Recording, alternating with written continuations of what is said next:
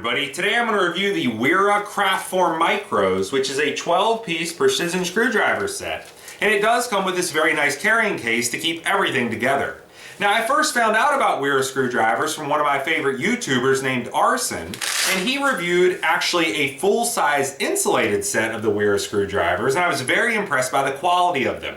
Now, since then, I've actually picked up that set. I picked up a set of their regular screwdrivers and a set of these micros, and I gotta tell you, the difference in quality between these and the ones that you're gonna find at the dollar store or Harbor Freight or even Lowe's are just night and day difference. Since I've got these in and I've actually been using them, I can tell you without a doubt there's no way I would ever go back to those cheaper brands, and I will absolutely always be using the Wera Kraftforms.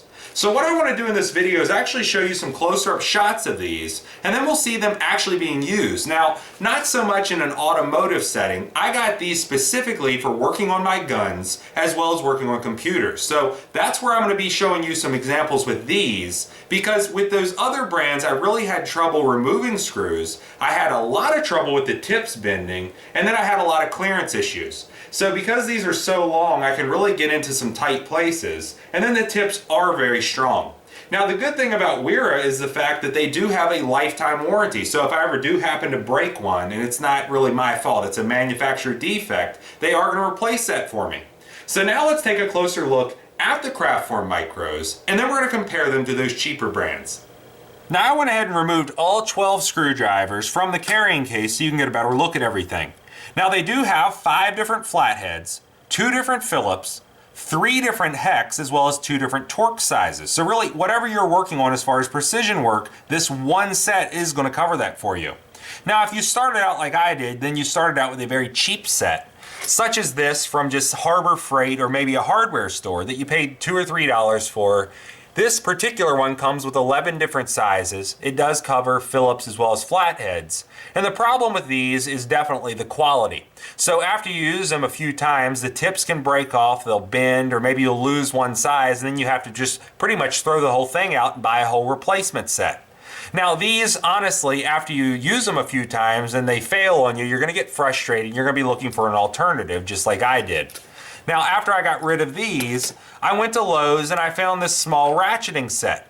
Now, I saw that it came with 1 screwdriver, an extension, and then an array of bits. So I thought that was a very good option for me because this isn't something that I use every single day, and I would be able to cover everything with just this one set. Now, I soon found out that that's not the case, and this is actually just a throwaway tool as far as I'm concerned, because even though it does look like decent quality, when you put the extension into it, you can see that it looks like it clicks into place. But as soon as you use it, you're going to find out that there's almost no resistance holding the extension in. And if there's any pressure at all, you can see how much it moves around. And really, if it moves out about a ½ inch, it's going to pop right out and then drop into whatever you're working on. So I soon found out that the extension was pure junk, but I thought I could still use that screwdriver. Now, looking at the different bits that come with it, let's say I'll pop one of the bits out of here. And then I pop that in the screwdriver. The immediate thing that I noticed is the fact that the handle is so thick, and then the shank of the screwdriver that I plugged the bit into is really almost non-existent. So it's really a bit plugged into a handle. And if we take a look at one of the Kraftforms compared to this, you can see that the handle is much thinner, and then the shaft is going to be much longer. So you can get into some real tight places with the Wera, where this Cobalt honestly may get the job done in some cases, but many cases it's going to fail. So then, many people, if they don't have precision screwdrivers, they will have an array of these small pocket screwdrivers. So ranging from Craftsman to just giveaway pocket screwdrivers to maybe something that came to adjust your chainsaw carburetor. You may have a bunch of these in your toolbox, and you may try to get the job done with these. Now, the problem with these is going to be the limited amount of size as well as the length of them. So they're going to come in Phillips or flathead. Typically, you don't find hex or Torx bits with these. And then the length, of course, is always going to be an issue. So if we look at this Craftsman, and then we pick up one of the Weras, you can see the extreme length difference here. So even if we push the Craftsman all the way down inside a computer case, you can see there would be almost nothing to hold on to, where we could have our hand completely out of the way with the Wera and get in there and get the job done. So what I want to do now is actually show you some examples of these being used so you can see how they'll get in and get the job done where something smaller just is not going to cut it. What I have right here is an Ethernet video server. This is for security cameras, and I'll go ahead and pop the cover off of this. Now on the outside of the case there are 13 different screws, and what I'll first try to do is remove them with just that standard precision screwdriver like most people are probably trying to use. Now the problem with this is going to lie is the fact that you cannot get any leverage with one of these.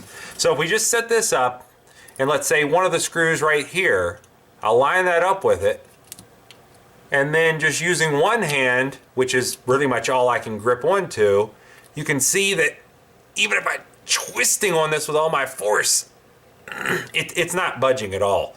So at this point, if I didn't have a small enough screwdriver, I couldn't even open this case up. But then now we'll try that same test with the Wera Kraftform. You can see I can pop that in the same screw, and because now I have more to grip onto, it should give me more leverage. So that same exact screw, with almost no force, you can see it's just spinning right out. So just going down the outside of this case, I'm going to go ahead and remove all these screws now to see if it's going to hang up on any of them.